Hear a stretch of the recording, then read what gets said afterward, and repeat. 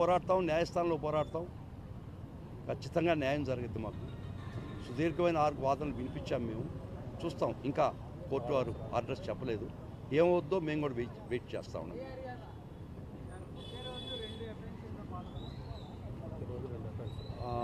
చెప్తా ఉన్నారండి, ఈయన మీద 6 కేసులు పెట్టారని. నేను చెప్పాను కోర్టు వారికి, ఈయన లక్కీ అండి, 6 కేసుల వరకే పెట్టారు ఈయన మీద. ప్రతి ఎమ్మెల్యే ఎంపీల మీద, మా వైఎస్ఆర్ కాంగ్రెస్ పార్టీ ఎంపీల మీద మినిమం ఒక 10-20 కేసులు పెట్టారు. ఈయన మీద ఇంకా తక్కువ పెట్టారని చెప్పడం జరిగింది. ఒక ఎఫ్ఐఆర్, ఇంకొక ఎఫ్ఐఆర్ 5:30 గంటలకు ఒక రిపోర్ట్ ఇస్తే ఆ కేసు ప్రకారం ప్రిలిమినరీ ఎంక్వైరీ చేయాలా. 5:30కి రిపోర్ట్ ఇస్తే 5:30కి రిజిస్టర్ చేస్తారు. ప్రిలిమినరీ ఎంక్వైరీ కూడా లేకుండా 173 క్లాస్ 3 ప్రకారం ఖచ్చితంగా హేట్ స్పీచ్ ఉంటే మీరు ప్రిలిమినరీ ఎంక్వైరీ చేసి అప్పుడు రిజిస్టర్ చేయాలి కేసు. చట్టానికి తొంగలో దొక్కి మీ ఇష్టం వచ్చినట్టు చేస్తున్నారు. మాకు న్యాయస్థానమే మాకు రక్షణ. ఖచ్చితంగా న్యాయస్థానంలో మా బాధలు చెప్పుకుంటాం. న్యాయస్థానంలో తుది వరకు మేము పోరాడతాం. ఏమో అతను ఎక్స్-ఎంపీ గారు బాధ్యత గల ఎంపీ అయినప్పటికీ కూడా పోలీసుల మీద దాడి చేసి అది జిల్లా పోలీస్ కార్యాలయం వచ్చి దాడి చేశారని చెప్పేసి జిల్లా ఎస్పీ సతీష్ కుమార్ ప్రకటించారు. ఆయన ప్రకటిస్తాడు. అది ఆరోపణమ్మా. దారికి అడ్డం నిలబడి అతన్ని నిరసన వ్యక్తం చేశాడా, పోలీసు వారిని కొట్టాడా, ఒక్కసారి ఆలోచించండి. దాడి చేశాడా?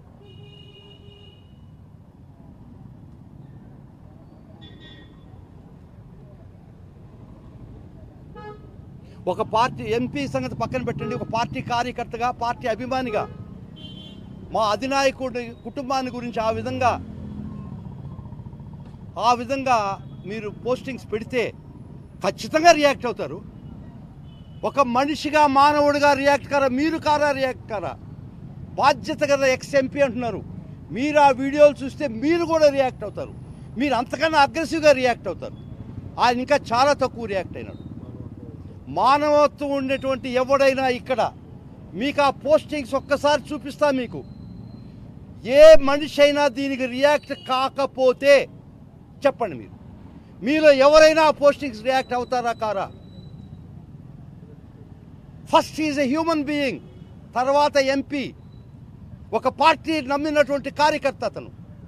ఒక పార్టీలో, వైఎస్ఆర్ కాంగ్రెస్ పార్టీలో ఎదిగినటువంటి ఒక నాయకుడు. వారి అధినాయకుడికి ఫ్యామిలీని గురించి, కుటుంబాన్ని గురించి ఇంత దారుణమైనటువంటి, ఇంత నీచమైనటువంటి పోస్టింగ్స్ మీ ఐటీడీపీలో పెట్టించి, విత్తనం వేసి, పెంచి, పోషించి, ఒక విష వృక్షంగా తయారు చేసి, మీకు ఎవరైతే వ్యతిరేకులో వాళ్ళ కుటుంబీకుల మీద, వాళ్ళ స్త్రీల మీద మీరు చేసే దౌర్జన్యం, దాష్టికం పైన దేవుడు ఉన్నాడు, ఖచ్చితంగా చూస్తున్నాడు. ఎంపీ ఏందండి ఎంపీ? మీకు చూపిస్తా, మీరు రియాక్ట్ అవుతారా కారా చూడండి. ఆయన రియాక్ట్ అయ్యి ఇప్పుడు చూపించారు కదా వీడియో. అతను తీసుకొస్తున్న కారుకు అడ్డం పోయినాడు. ఇది తప్ప?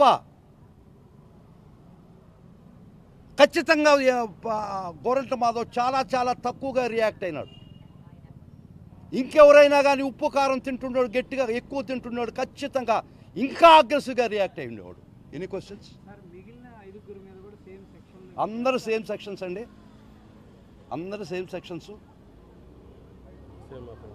Same offence. ఒక 222 కేసు పెట్టాలంటే, బిఎన్ఎస్ కేసు పెట్టాలంటే ఎఫ్ఐఆర్ చేయడానికి లేదు, ఒక ప్రైవేట్ కంప్లైంట్ ఇవ్వాలా.